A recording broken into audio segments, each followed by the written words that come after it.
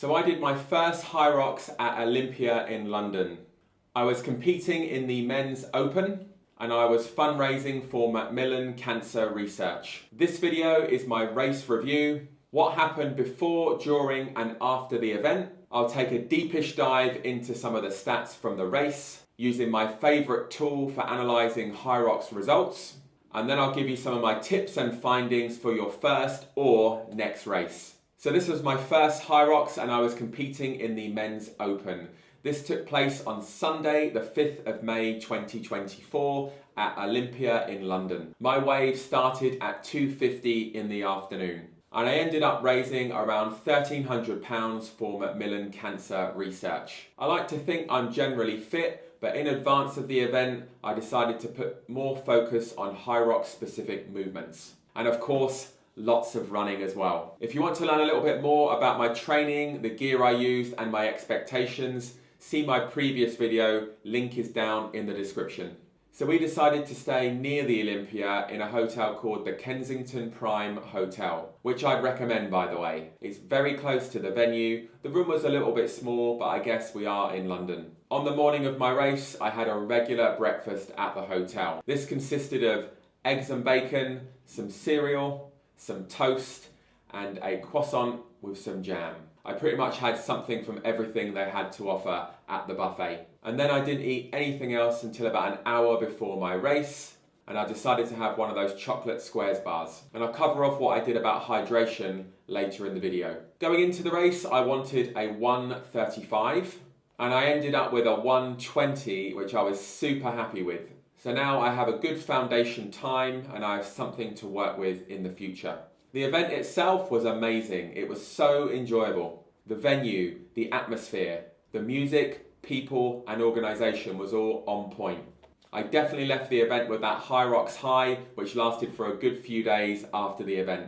I think my wife was pretty sick of hearing about HYROX, and I'm hoping there will be another event in London before the year is out. I understand this is likely to be in October or November and to be held at the XL in London.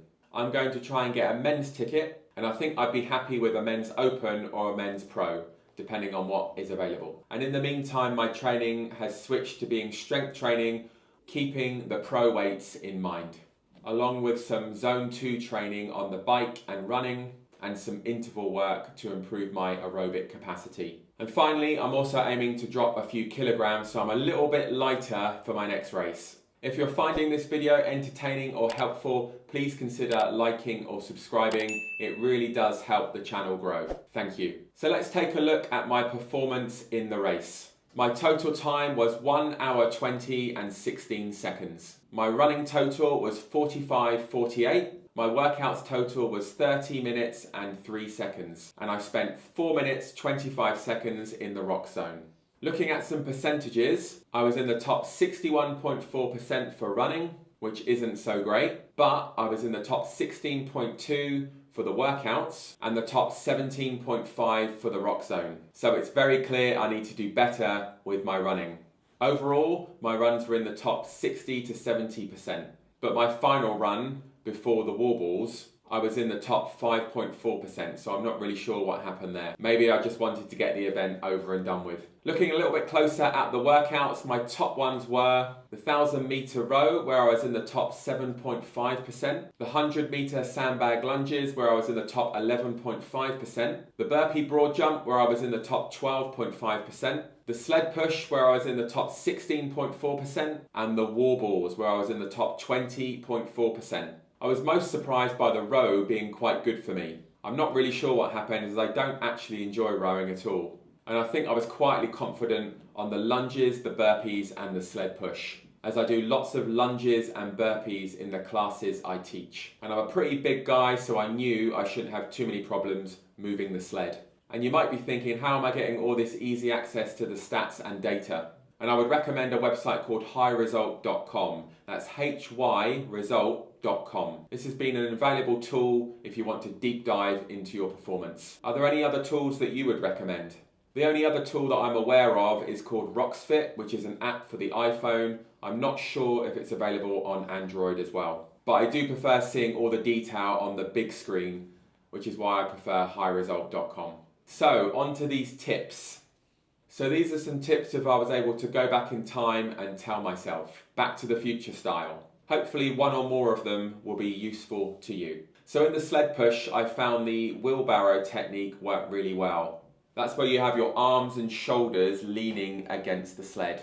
I did try one of them with the kind of elbows in technique, but I didn't really find that work quite as well for me. I think with the sled pull, I would practice whichever technique you're planning to use on the day. I use the walking back technique, where I walk to the front of the box where you're allowed to stand, grabbed as much of the rope as possible, and then I walk backwards with it, keeping my arms straight and using my power from the lower body. But I think I'm also going to practice the pull technique as well, because I think this could be valuable, especially when the weights get a little bit heavy and my legs are already taxed from the sled push. One other thing to mention for the sled pull is to have good rope management. Every time I got to the back of the box, I made sure I tidied up the rope before I started pulling the sled again. For the 1,000-meter row, I'd personally say don't try so hard. When I came out of that, I looked at my watch and I was in zone 5, so I'd obviously pushed it quite hard on the row. During the row, I did look at the screens of the guys next to me, and all I was trying to do was keep my pace slightly ahead of theirs. I think overall, pushing too hard on the row doesn't really save you that much time, and I think I would have been better to ease back, keep my heart rate a little bit lower, so when I got to the run, I wasn't quite so gassed. For the farmer's carry, going into HYROX, I already knew my grip strength wasn't as good as it needed to be. At about the halfway mark, I put the kettlebells down for a short rest, and that's something I'm definitely going to work on before my next race. So in my training, I'm going to make sure I'm doing more pull-ups, deadlifts, and of course, farmer's carry. For the wall balls, I did sets of 25, which I think worked really well for me. Looking back, I think I rested a little bit too much between each set. I should have pushed on a little bit harder so I could get across the finish line a little bit sooner. And when I finished the wall balls, I dropped the board to the floor, got the okay from the judge, and I ran towards the finish line, and the lady at the end was thinking that I was going to start another 100 wall balls, and I obviously ran straight past her and across the finish line because I was already done. So the next tip is for the Roxzone. Going into the race, I already knew I didn't want to spend too much time in there, so anytime I was there, I just kept moving and got back to the run or into the workout as quickly as possible. After completing the sled push, my legs were like jelly and I didn't want to do any running. But I kept moving, got into the run, eased into it, and then started moving back at my normal pace. I didn't stop for any hydration during the race either. I ensured I was really hydrated the day before and the morning before the race. And I also used a hydration sachet from LMNT prior to my race time. I think looking back, I would definitely say you need to run harder.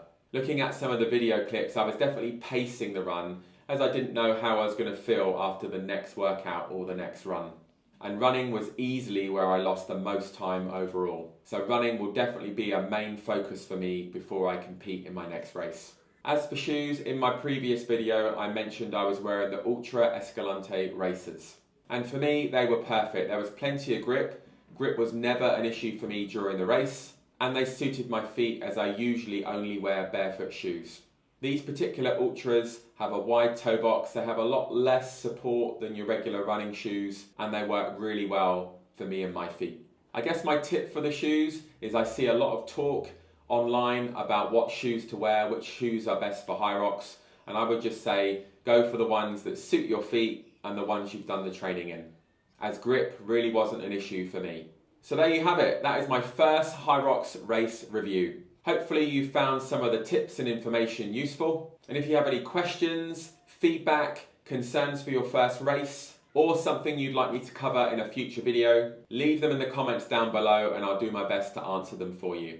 If you enjoyed this video, please like and subscribe if you like fitness, tech, equipment, and of course, HYROX. Thank you for watching and I shall see you in the next video.